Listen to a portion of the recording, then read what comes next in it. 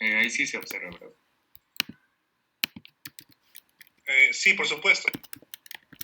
Ya, bueno, continuando con la clase pasada, quedó pendiente las hepatitis virales crónicas. Y bueno, su definición es que una hepatitis viral crónica es una enfermedad obviamente inflamatoria, como su nombre lo indica, es crónica, del hígado, que va a presentar una infección que ya existe previamente. A nivel histopatológico, ¿qué es lo que vamos a encontrar? Se caracteriza por la presencia de fenómenos de inflamación. También podría haber necrosis celular y también, dependiendo del curso de la misma, podría haber o no fibrosis hepática. Como se puede aquí, esta suele ser asintomática y persiste por mucho tiempo. Generalmente el paciente no está consciente o no sabe que posee alguna infección viral de ese tipo. Entonces, en los casos más graves podría evolucionar a ya pato celular. Ya. Ahora, hablando de su etiología, al igual que comparte como que igual los agentes etiológicos de la hepatitis viral aguda, pero generalmente entre ellos se encuentra el virus de la hepatitis C, B, en ciertos casos también la D, ya que están como que comparten coinfección, digamos.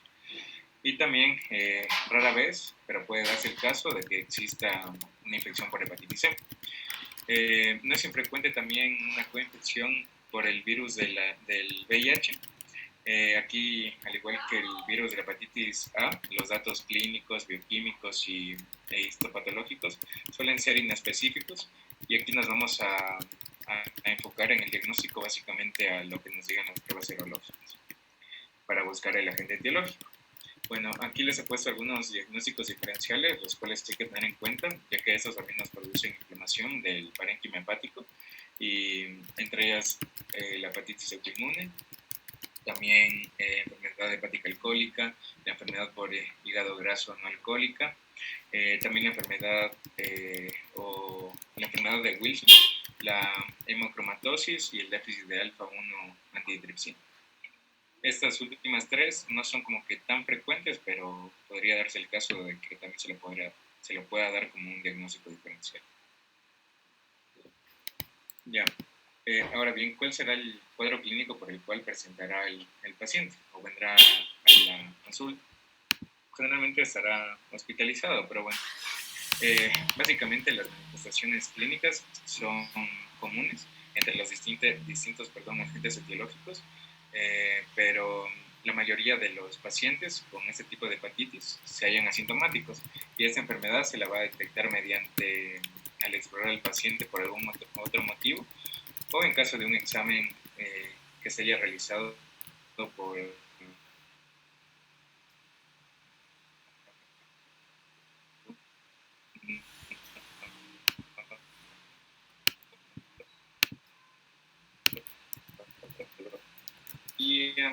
o dado el caso de que él haya sido donador de sangre, también revela la existencia de enfermedad hepática. Algunos pacientes también acuden al médico, como en la foto, por dolor en el hipocondrio, generalmente es en el lado derecho, y en algunos casos puede presentarse esplenomegalia, pero algo también que es como que más difícil de encontrar, pero generalmente el paciente que ya se encuentra en casos más avanzados tiene tener física o asitis, los cuales ya son signos más bien de lesión física. Esta generalmente suele ser normal, a diferencia del dolor que les mencioné en caso de que lo tengan en el hipocondrio derecho o también esplenomegalia. Y en ser el caso, también buscar estigmas cutáneos de la enfermedad. Ya, las exploraciones complementarias. Aquí se menciona que en lo que respecta a los exámenes de laboratorio, la alteración más importante o que más consta en todos los pacientes es la transaminasas, que por general suele ser moderada, es decir, no supera más de 5 veces su valor normal. El cociente ASAT sobre ALT es inferior a 1.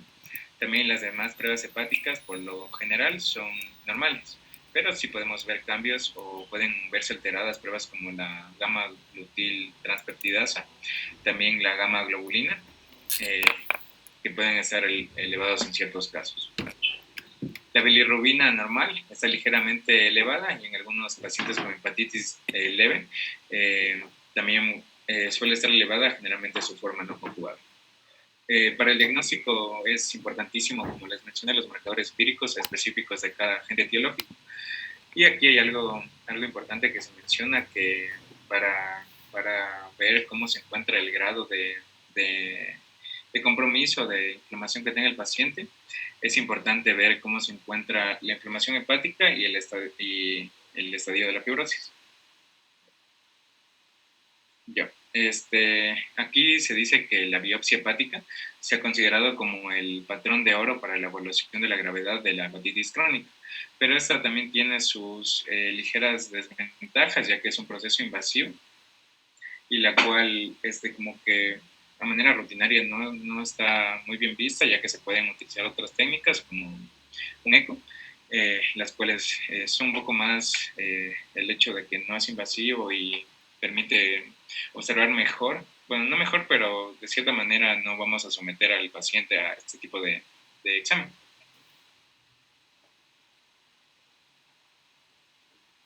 Ya, aquí les he puesto se llama Metavir, es esta tabla que consta de 4 fases, la cual es el método más utilizado para medir la fibrosis, la cual tiene, como ven, 4 escalas. En la escala 0 es donde nota fibrosis. Igual aquí se ve en la imagen, en la fase 1 existe fibrosis con expansión de las zonas portales. En la fase 2 ya existe fibrosis con expansión de la mayoría de las zonas portales y también pueden haber puentes en ciertas zonas. En la fase 3, más bien esta ya existe fibrosis con expansión de la mayoría de las zonas portales y forman puentes o nódulos en ciertas partes del tejido hepático. Y la última fase ya es la presencia de cirrosis en estos pacientes. Bueno, aquí es importante mencionar que la técnica óptima en estos casos es realizar, también se puede realizar un eco, como les mencioné, en donde podemos ver la elasticidad del tejido, la cual también es un marcador importante para este tipo de hepatitis, y ver cómo se encuentra la fibrosis en el caso de existir en nuestro paciente, y de esta manera ir viendo la evolución del mismo. Ya, bueno, como les mencioné al inicio, cada uno de los agentes etiológicos va a comportar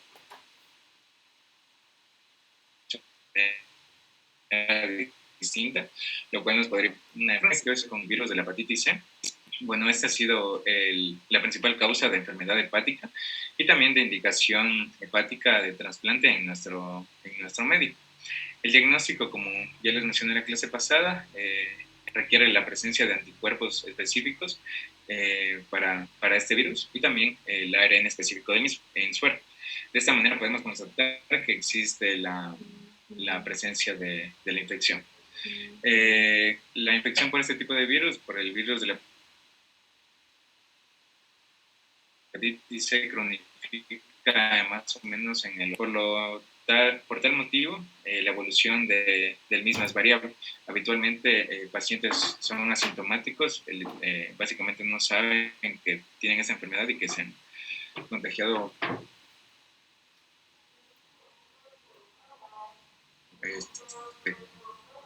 por amenazas que ya se van a mantener elevadas durante un largo tiempo, y en algunos pacientes pueden darse incluso valores normales. También en torno a un tercio de los pacientes con fibrosis, de esos pacientes puede presentar fibrosis, lo cual puede progresar hacia estados más avanzados, como ya el caso de una cirrosis hepática. Aquí también es importante mencionar que la presencia de fibrosis avanzada predispone también al desarrollo de carcinoma hepático, más o menos en el 1 a 2% de pacientes al año, por lo que es importante también ver el seguimiento de estos pacientes mediante el eco que ya les había mencionado. Ya, ¿Cuál será entonces el tratamiento que tendremos en cuenta para estos pacientes? Como todo tratamiento, tenemos que hacer un tratamiento enfocándonos en el paciente, ver cómo se encuentra la situación alrededor de él, saber también que el tratamiento se necesita una valoración individual. El objetivo del tratamiento es estimar también el grado de fibrosis hepática que comprometa la salud del paciente y de esta manera podemos estar más atentos a lo que serían los antivirales que se darán en este caso. También tenemos que saber cuáles son los tratamientos previos, los medicamentos que nuestro paciente está tomando, ya que de esta manera podemos ver si es que no existe como que estos medicamentos se pueden dar entre ellos. Y bueno, básicamente el tratamiento, como les he puesto en esta tabla, se divide o está enfocado más bien en dar antivirales, entre ellos el sofosbuvir y el velpatasvir mediante 12 semanas, o también el glecaprevir más el pibrentasivir durante 8 a 12 semanas. Esto también es importante mencionar que algunos pacientes con enfermedad renal requieren un ajuste de dosis de los mismos. Entonces, ¿cuáles serían las implicaciones o tratamiento para estos pacientes? Básicamente, todo paciente que se encuentra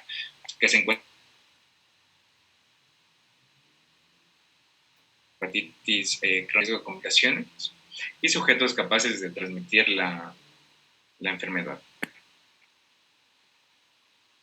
Bien, en lo que respecta al virus de la hepatitis B, como les había mencionado, para realizarse su diagnóstico requiere la positividad del antígeno de superficie durante por lo menos 6 meses. Este iba a ser un marcador que ya nos podría dar o orientar al diagnóstico del mismo. Tener en cuenta también cuáles iban a ser los factores de riesgo para este tipo de hepatitis, por ejemplo, migrantes de áreas endémicas, también el personal de salud, varones homosexuales con prácticas sexuales de riesgo, usuarios de drogas, hijos de madres portadoras del virus, ya que se puede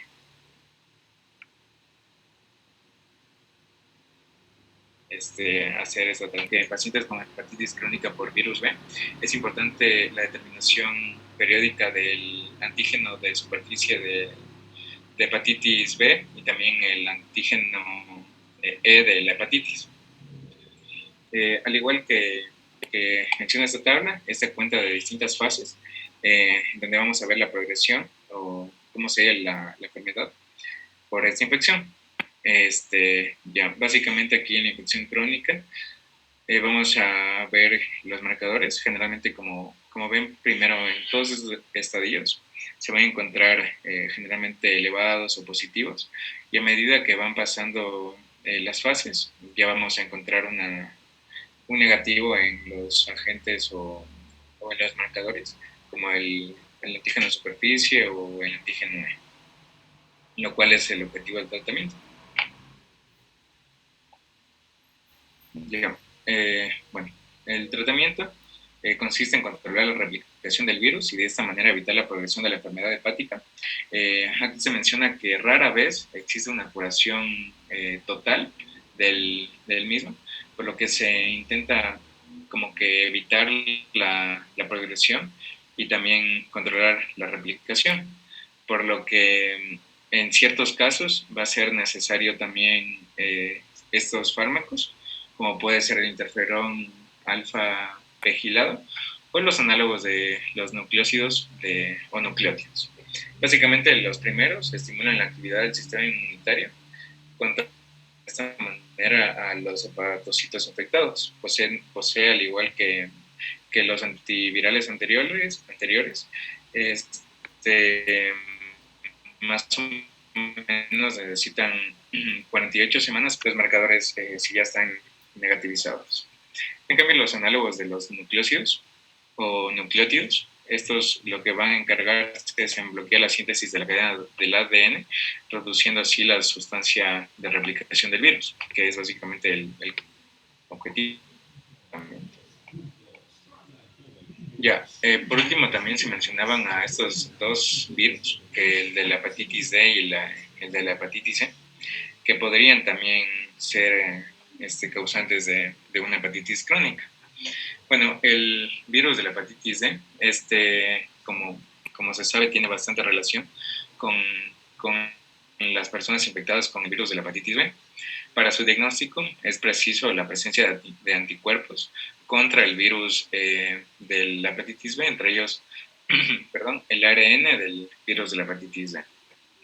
Y bueno, pues para el tratamiento, lamentablemente no existe un tratamiento satisfactorio en esta situación, ya que el interferón, que es administrado 1 o 2 años, como que no ha demostrado todavía como que ciertos datos que nos orienten a que este sea el diagnóstico definitivo, al igual los inhibidores de los nucleósidos o nucleótidos tampoco han logrado esta meta.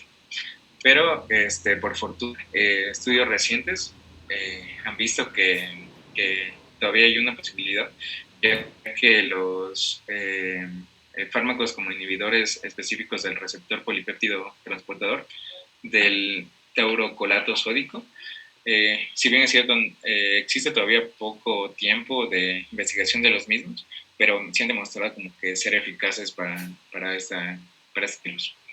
En cuanto a la hepatitis C, bueno, era más, como que no era tan frecuente su infección y que nos cause una hepatitis crónica, ya que si recordamos, tiene diferentes... perdóname que le interrumpa, ¿me pueden esperar 5 minutos porque tengo una llamada de emergencia? ¿Sí? Espérenme 5 minutos. ¿Sí? Ya, gracias.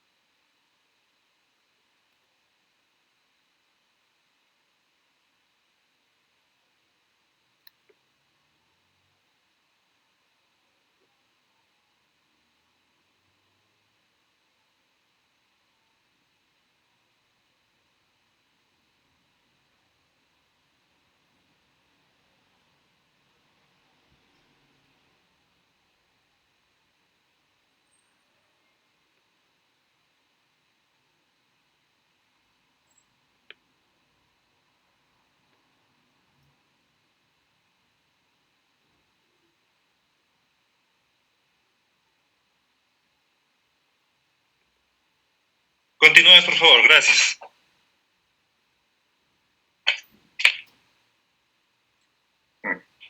Ya, como habíamos quedado, el último virus era el de la hepatitis C. Y bueno, como ya se había dicho, generalmente su infección iba a ser causado por los fenotipos 3 y 4, ya que estos iban a afectar a animales y a humanos.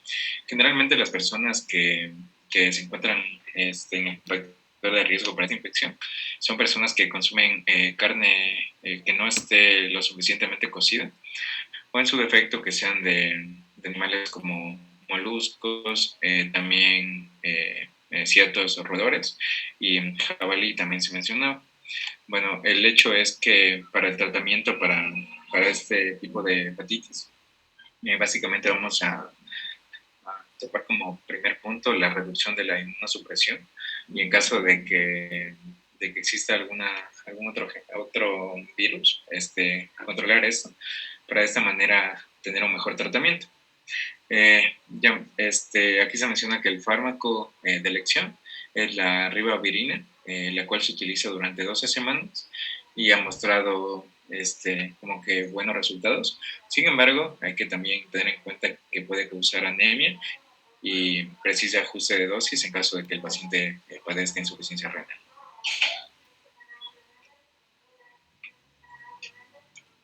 Ya, esta es la bibliografía en la cual me basé y muchas gracias.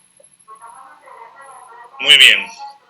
Voy a hacer un ligero resumen de todos los virus, ¿sí? Muy bien, se está grabando.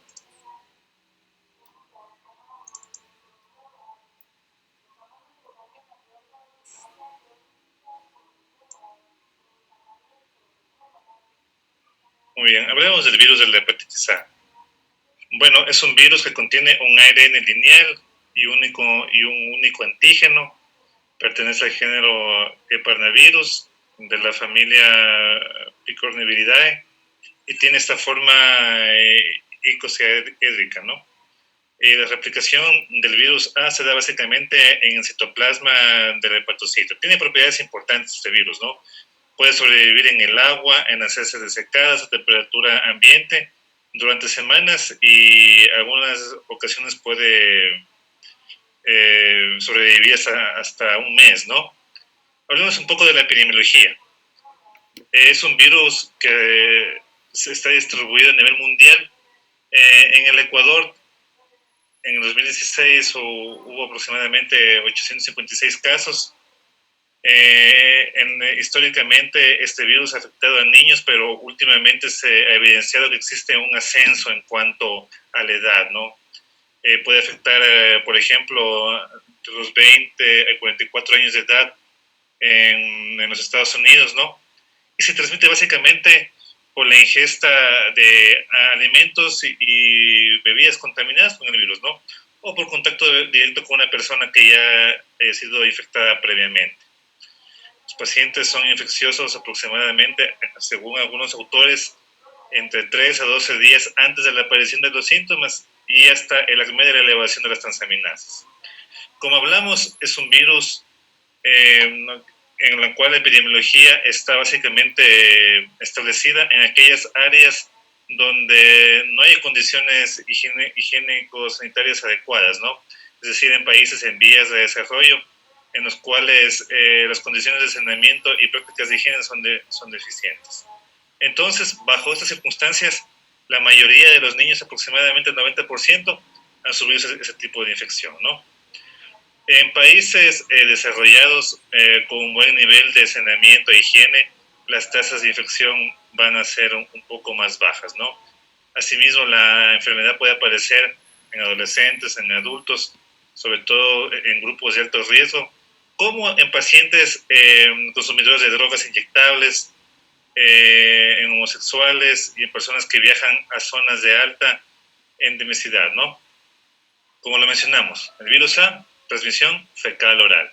Sí, por eso es muy importante tratar adecuadamente los alimentos y el agua antes de consumirlo, ¿no? Bueno, aquí podemos ver el genoma del virus, que está formado por un ARN, ¿no? y tiene un extremo prima 5 y 3 prima, ¿no? Aquí podemos observar cómo se replica el virus, la misma que se da en el interior del hepatocito, en la cual hay una replicación del ARN, luego una traducción del mismo y las proteínas virales provenientes de todo este proceso, que los cuales se van a liberar y van a infectar a nuevos hepatocitos, ¿no? Por lo general, este virus atraviesa la mucosa del intestino delgado, suele llegar al hígado a través de la circulación de la vena porta y es captado por los hepatocitos, ¿no? Como lo mencionamos, se replica en el interior del hepatocito y luego se excretan del mismo hacia los canalículos biliares, ¿sí? Y luego regresan al intestino delgado, en el cual ya va a ser a este nivel, va a ser expulsado en las heces, ¿no? Ahora, el virus A no es directamente hepatotóxico, ¿sí? Lo que produce daño a nivel de los hepatocitos son los mecanismos de defensa, los mecanismos inmunes, ¿no? Por acción de las células natural killer, por los linfocitos T citotóxicos, entre otros, ¿no? Ahora, por lo general, el virus de la hepatitis A produce una enfermedad aguda sin complicaciones. ¿Sí? Por lo general, el paciente capta el virus, desarrolla o se replica en el hepatocito y no puede causar síntomas y el paciente ni por enterado que ha tenido el virus A, ¿no?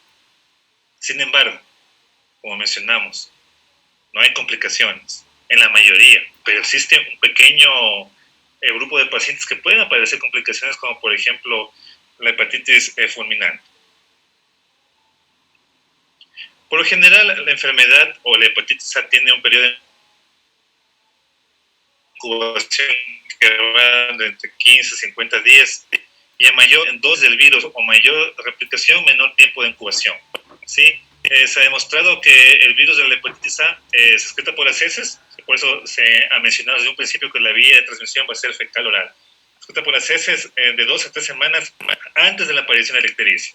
Ese es un dato muy importante saber. Entonces, factores de riesgo para adquirir la hepatitis A: vivir en una misma casa con un paciente con ese tipo de virus, por ejemplo, en hacinamientos, familias que comparten una sola habitación, etc. Actividad homosexual en un 11% como causa, el contacto cercano con niños menores en guarderías y la drogadicción entre los principales factores de riesgo. Ahora, hablemos de las características clínicas. Por lo general, el virus A no cronifica.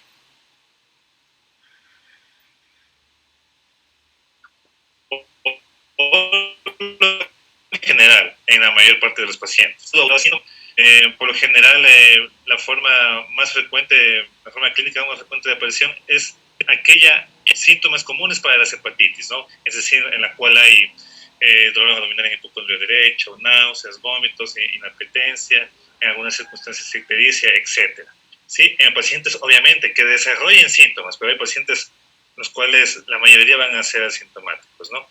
Y cuando ya se desarrollan todo este cortejo de síntomas, la ictericia va a ser un signo relevante cuando aparecen todos estos síntomas, signos y síntomas, ¿no?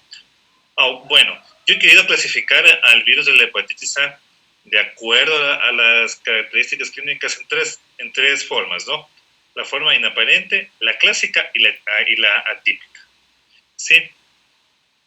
Tenemos en cuanto a la forma inaparente, es aquella que es asintomática, ¿sí? La forma inaparente, en la cual solo se evidencia una elevación de las transaminasas, de la TGO y de la TGP. ¿Sí? La forma clásica que estábamos viendo es aquella que se divide ya en todas las etapas propias de una hepatitis, es decir, en el periodo de incubación, en el prodromos, en el estado de ictericia, en la convalecencia.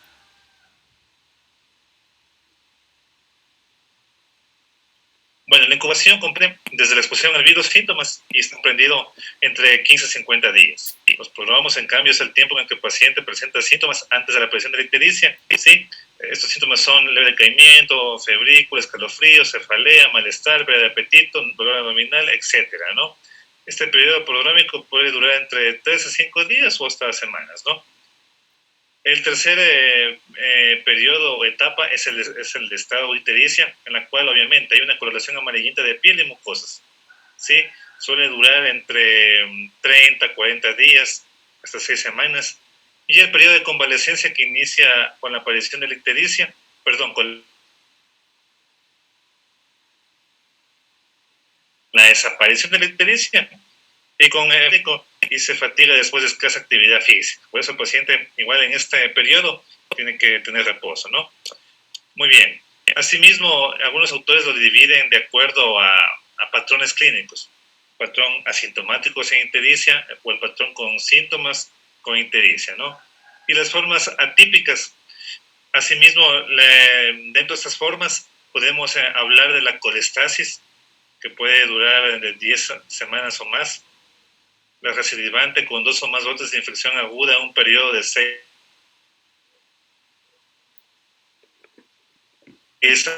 a 10 semanas, y la insuficiencia hepática, que es una pequeñísima porción, en menos del 0.1%, y en esos casos puede desarrollarse una falla hepática aguda. Entonces, como podemos ver, se puede llegar a esta complicación que es mortal para el paciente, ¿no? Entonces, ¿qué encontramos en las manifestaciones en general del paciente con virus A cuando se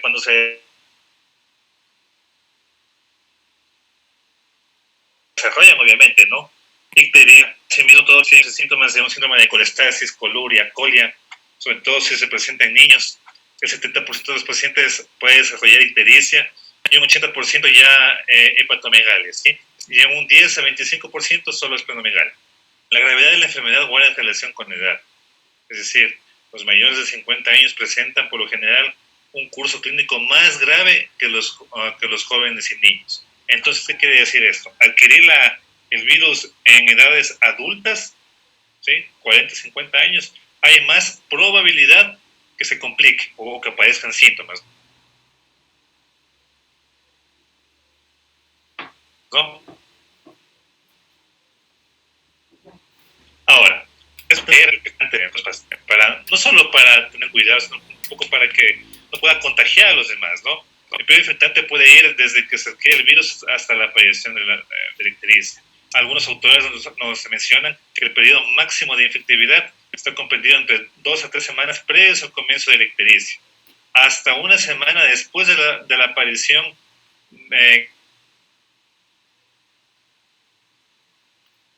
clínicamente manifiesta de los síntomas, ¿no?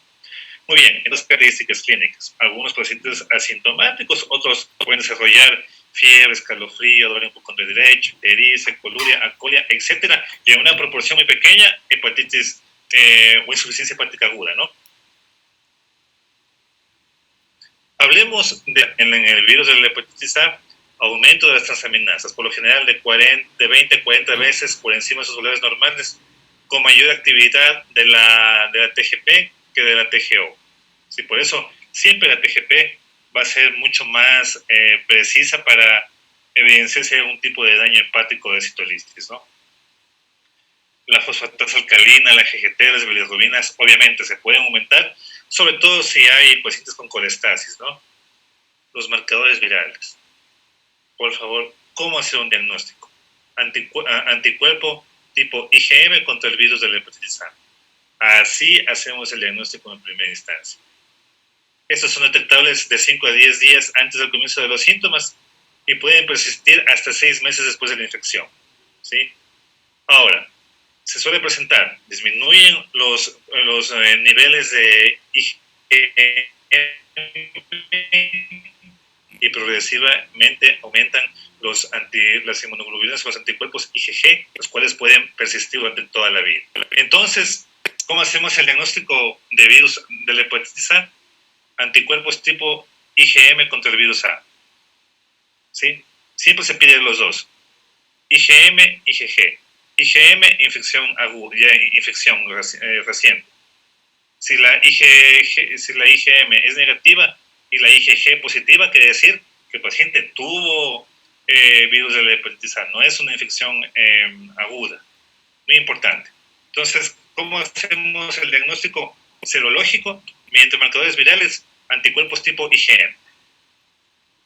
El diagnóstico histológico por lo general no se pide una biopsia hepática porque el virus no evoluciona a la cronicidad En pacientes en los cuales por A o B se ha hecho una biopsia, se ha visto al microscopio degeneración hepatocelular con necrosis focal, una infiltración mononuclear en el espacio aporte y en el parénquima, ¿no? Criterios de curación de la hepatitis por virus A. 1. Desaparición de los síntomas cuando están presentes. Normalización de las aminotransferasas que habíamos hablado que se pueden aumentar de 20 a 40 veces sobre lo normal. Y obviamente la aparición de anticuerpos tipo IgG, ¿sí? En los cuales puede conferir inmunidad y nos da a entender que el paciente pasó por infección. El tratamiento conservador. Dieta, no existe un régimen dietético establecido. El reposo no es necesario. Lo único que se debe pedir al paciente, no consumo de alcohol y determinados fármacos, sobre todo si son estos hepatotóxicos. La recuperación clínica y bioquímica completa se observa dentro de los 3 meses en el 85% de los pacientes y la recuperación completa dentro de 6 meses en casi todos los pacientes. Las vacunas, muy importante, ¿sí? Sobre todo en niños de 1 año, es muy importante inducir la vacunación. También en aquellos grupos que son factores de riesgo, como consumidores de drogas, personas sin hogar, personas que van a atender pacientes con un virus de la hepatitis A positivo, etc. ¿Sí? Bueno, en este esquema, un poco de la inmunidad adquirida, un poco de la vacunación, la cual puede ser activa y pasiva. Y en activa, sobre todo, el organismo genera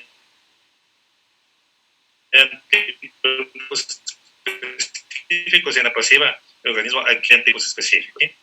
La prevención para el virus A, obviamente, va a ser las vacunas y tener prácticas de higiene saludables, o si vamos a un lugar donde el agua no sea segura, tratar adecuadamente el agua, etcétera, ¿no? Existen algunas vacunas, como las que se observan en la gráfica, en la diapositiva, las cuales se pueden poner a los pacientes, ¿no?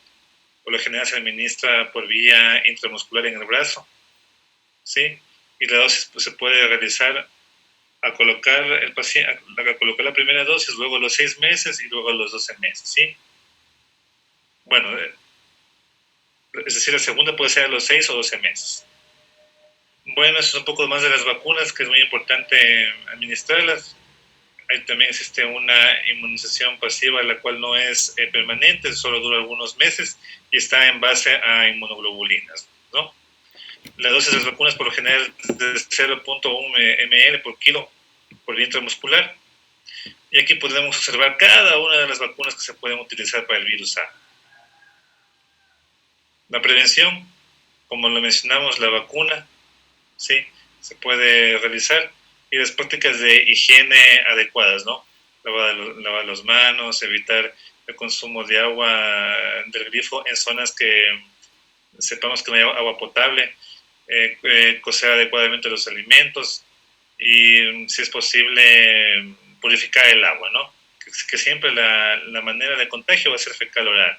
Imagínense en un lugar donde no hayan condiciones de higiene o sanitarias adecuadas, solo sea agua entubada.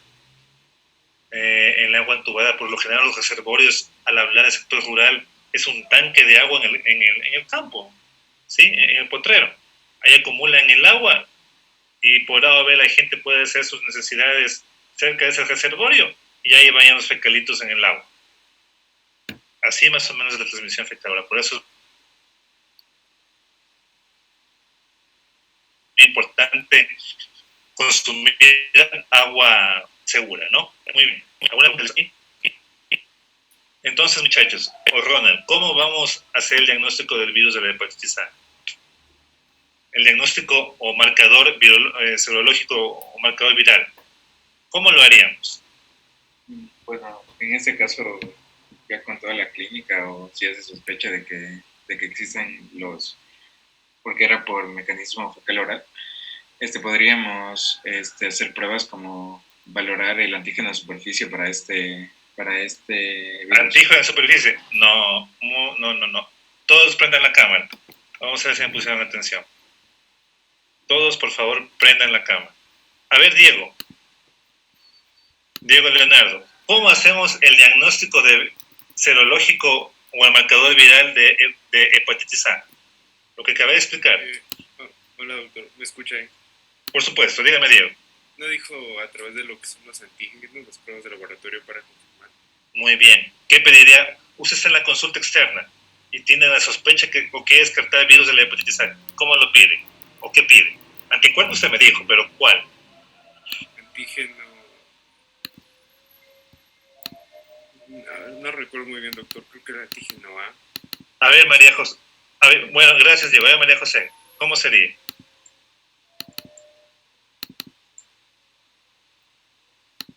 María José.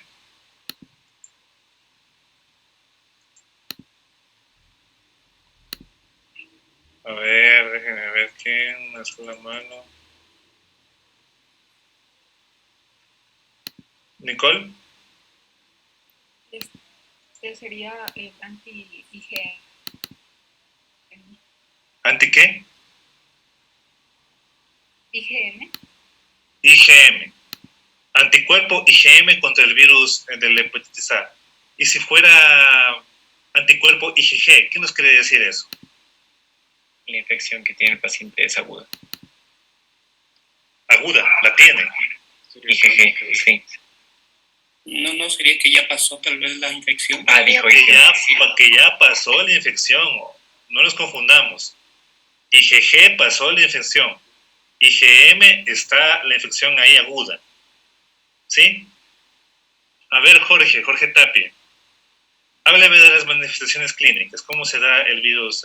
Bueno, la transmisión fecal oral está muy claro. También, obviamente, contacto con agujas, drogadicción, contacto directo con la persona, etcétera. La principal va a ser fecal oral. Háblame de los síntomas. Jorge. Ya, doctor. Bueno, respecto a las manifestaciones, el paciente iba a presentar lo que son fatigas, podía presentar lo que son también náuseas, dolor abdominal, incluso iba a llevar lo que es una pérdida de apetito y fiebre. Muy bien. Pacientes pueden ser asintomáticos como en la mayoría o pueden presentar manifestaciones clínicas. Fiebre, escalofríos, dolor en hipocondria derecho, náuseas, vómitos, síndrome de colestesis, ictericia, coluria o acolia. Muy bien. A ver, Dani, ¿qué complicación se puede dar en los pacientes con... Bueno, la cronificación en el virus A no se va a dar, pero existe una complicación rara que se puede dar. ¿Cuál es la complicación? Que puede ser mortal.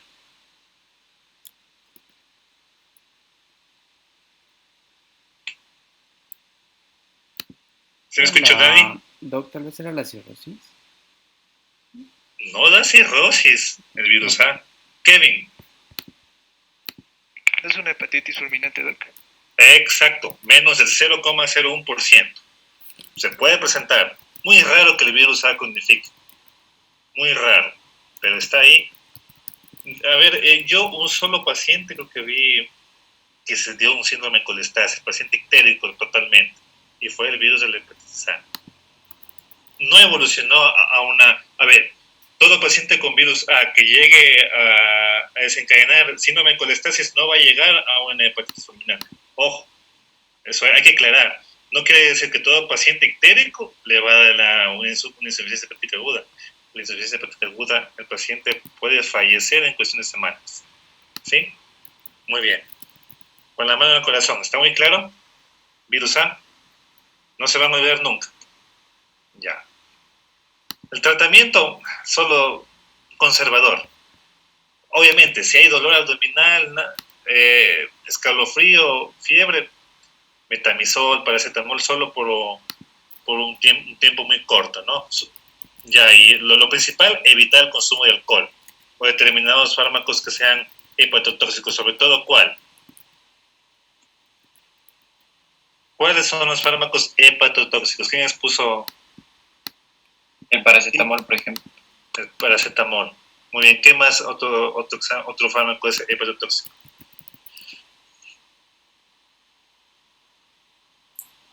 La acetilcisteína, doctor.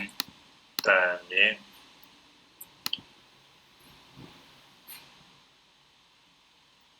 Los antibióticos. ¿sí? La amoxicilina es ácido clavulámico. Hay que tener cuidado, ¿sí? Muy bien. Virus de la hepatitis B.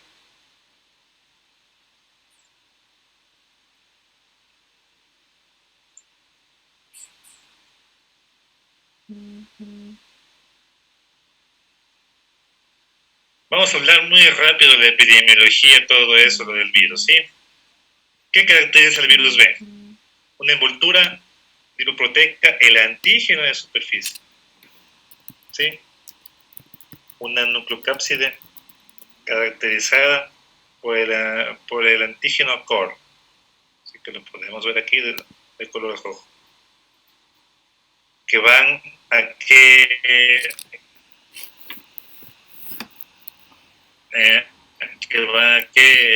es un ADN viral que tiene doble cadena, ¿sí? Un ADN de doble cadena, que puede tener 4 genes con propiedades de transcriptasa inversa. Es muy importante saber las envolturas, porque eso nos permite saber orientarnos después a los marcadores virológicos, que quiero que aprendan cómo hacer un diagnóstico, ¿sí? Bueno, en la infección por el virus B se producen partículas incompletas, constituidas por el antígeno de superficie y la liberación en sangre de un anticuerpo soluble ligado al antígeno core, ¿sí? Denominado el antígeno E, ¿sí? Entonces, en la sangre va a ir este antígeno E, ¿sí? En la sangre, no el antígeno core. El antígeno core no se diagnostica mediante marcador viral serológico. El antígeno E sí. Más de la estructura, antígeno de superficie, el antígeno core, ¿sí? Y que envuelve un ADN viral de doble cadena. Una doble hebra completa. Existen algunos genotipos en el virus de la hepatitis B, que se ha distribuido en letras de la A a la H. En Sudamérica, el genotipo más frecuente es la F y la H, ¿no? La epidemiología, el virus de la hepatitis B, se estima que 250 millones de personas en todo el mundo, y es mucho más, están infectados por el virus, y 600.000 personas mueren anualmente debido a que el virus puede producir una enfermedad crónica relacionada al virus B. Por lo general, el virus B utiliza la transcripción inversa como proceso de replicación dentro del hepatocito. ¿Sí? El virus, por lo general, es capaz de dominar la célula hospedadora, en este caso el hepatocito. Llega el virus al hepatocito, se une a un receptor específico y entra al interior del mismo por endocitosis. ¿Sí? El virus se replica en el interior del hepatocito, en virtud de la acción del ARN controlado por una enzima dentro de la célula huésped, y el ADN del genoma viral deberá posteriormente ser transferido hacia el núcleo del hepatocito, ¿sí? Por lo general, cuando el virus ya infecta a la persona, por lo general el virus en el interior del hepatocito penetra en y su ADN viral se integra al ADN hepatocitario. Quiere decir que el ADN del virus se une al ADN de la célula. ¿Y qué van a formar? Un ADN covalente, circular y cerrado. Este se transcribe en el núcleo del hepatocito formando un ARN que posteriormente se traduce en el citoplasma formando nuevas partículas virales para contagiar o para contaminar a nuevos hepatocitos. Eso quiero que sepan, muy importante, ¿sí? Dentro de la replicación. Que este ADN viral unido a este ADN hepatocitario forman este ADN covalente, circular y cerrado. Esta particularidad permite que el virus prácticamente no sea eliminado. En la actualidad no hay un tratamiento efectivo que elimine definitivamente la infección por el virus B, por esta particularidad al nivel de biología molecular, ¿sí? Por eso no hay un tratamiento efectivo. Y vamos a ver adelante. En la actualidad he conocido muy pocos casos en el mundo que se han curado, pero muy pocos casos. Por eso es muy importante la vacunación, ojo, en ustedes como personal de salud, ¿sí? La replicación. El virus B no es directamente citotóxico para las células. Esto explica el hecho de que a pesar de la alta replicación viral en los hepatocitos, en pacientes que sean portadores por el virus B, pueden permanecer asintomáticos, inclusive el daño hepático puede ser mínimo, ¿sí? Entonces el virus B no es directamente citotóxico para la célula, porque si no, destruirá a todo el hígado, ¿no? Y entraremos en una insuficiencia hepática. Hablemos un poco de las lesiones que puede causar el virus B. La lesión relacionada con este virus está mediada por las células T citotóxicas en los hepatocitos infectados, en los cuales pueden provocar una serie de reacciones inflamatorias y inmunitarias que pueden destruir de esta manera el hepatocito. Muy bien, vamos a hablar sobre la respuesta serológica a la infección. O sea, ¿qué vamos a encontrar a nivel serológico, no? Una vez que el paciente se infecta, ¿positivo para qué? Antígeno de superficie, positivo para el antígeno E, y se puede observar ya niveles de replicación del ADN del virus. Lo que estaba mencionando, nunca se detecta en suero el antígeno core, porque está cubierto por lo general por el antígeno de superficie. Entonces, como decía mi profesor, estas son las perlas o son los datos que tienen que tener en su polla, pero para su vida, no para que me copien en los exámenes. Antígeno de superficie, antígeno E y medir los niveles virales de ADN. ¿Estamos claros hasta ahí? Sí, doctor. Ojalá nunca se olvide. Vamos ahí. Bueno, hablemos un poco de la respuesta serológica a la infección. A manera de resumen, ¿qué les puedo decir? Simultáneamente a la aparición de los primeros síntomas, aparecen en el suero anticuerpos contra el antígeno core, tipo IgG, IgM. Eso sí podemos encontrar serológicamente.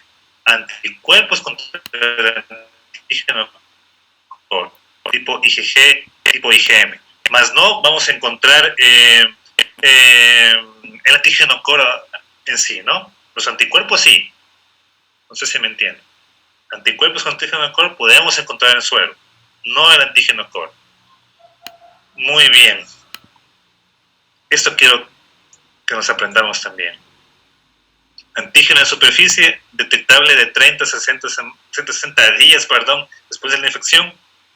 Anticuerpos frente al antígeno de superficie.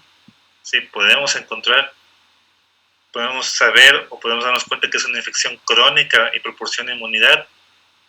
El antígeno core es detectable únicamente mediante técnicas moleculares especiales en las cuales podemos ver los componentes internos de los viriones. Muy raro el antígeno core verlo en cualquier examen de serológico. Los anticuerpos contra el antígeno core sí se pueden detectar en suero y se desarrolla con la infección aguda y pueden ser persistentes durante unos 6 meses. El antígeno E sí nos puede indicar que es un marcador de replicación viral, que se está replicando el virus. Y los anticuerpos contra el antígeno E se correlaciona básicamente con una disminución de la replicación viral y de infectividad de todos estos. Estos son los marcadores con los cuales vamos a utilizar siempre y nos vamos a orientar. Antígeno de superficie, infección aguda o crónica. El antígeno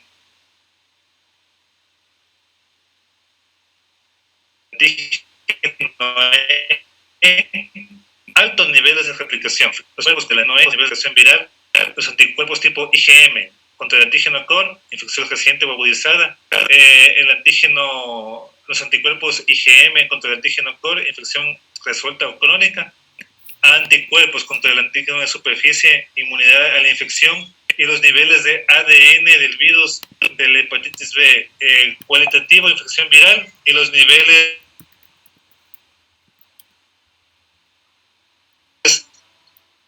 de replicación del virus B y replicación viral. Entonces, ¿qué vamos a utilizar en la práctica ustedes como médicos generales? ¿Cómo van a hacer el diagnóstico de un virus B? Antígeno de superficie, el antígeno E, ¿sí? Y van a medir los niveles de ADN del virus. de manera cuantitativa, que miden los niveles de replicación viral. Lo que estábamos viendo acá. Sí, lo que estábamos viendo acá.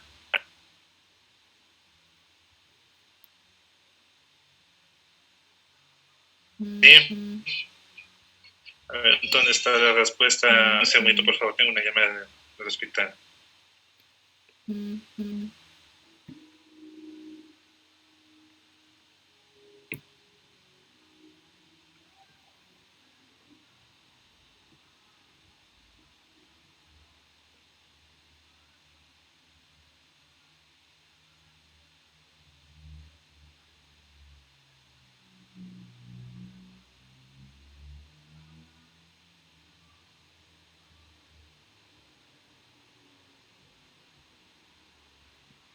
Muy bien, vamos a continuar. Entonces vamos a hacer así el diagnóstico. Vamos a pedir serológicamente antígeno de superficie, antígeno E y los niveles de ADN cuantitativos mediante técnica de PCR. En los hospitales, en buenas clínicas, antígeno de superficie y los niveles de ADN hay. Podemos pedir. El antígeno E es un poquito más complejo que existe en los laboratorios, ¿sí? Muy bien, hasta ahí vamos a continuar. ¿Se entiende hasta ahí cómo se da el diagnóstico del virus de la hepatitis B? ¿Sí? ¿Se entiende ya? A ver, José, Sebastián, ¿sabe cómo usted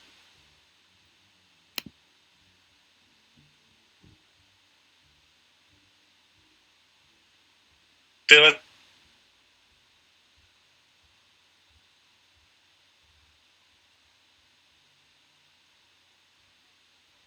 Antígeno E, también se deben cuantificar los niveles de ADN viral y también se podría pedir anticuerpos, o sea, IgG y IgM contra el anticuerpo, pero el anticuerpo no se puede cuantificar. Bueno, ¿cómo se hace el diagnóstico de hepatitis por el virus A? Una nueva oportunidad, usted mismo. Ya en ese caso se pide IgG y IgM para el virus, o sea, anti-A. Si es que es IgG, la infección es aguda, y si es IgM, o sea, si están grabados. Ay, José Sebastián. A ver, alguien que le corrija. Yo dije hepatitis A. Hepatitis A. A ver, María José. IgM es cuando es aguda y la IgG es cuando ya, lo que ya pasó arriba. Gracias por iluminarnos. Eso sería todo. Por favor, el día viernes voy a seguir preguntando eso. Voy a parecer disco rayado, pero lo voy a seguir preguntando. Muy bien. Pasen muy bien. Gracias.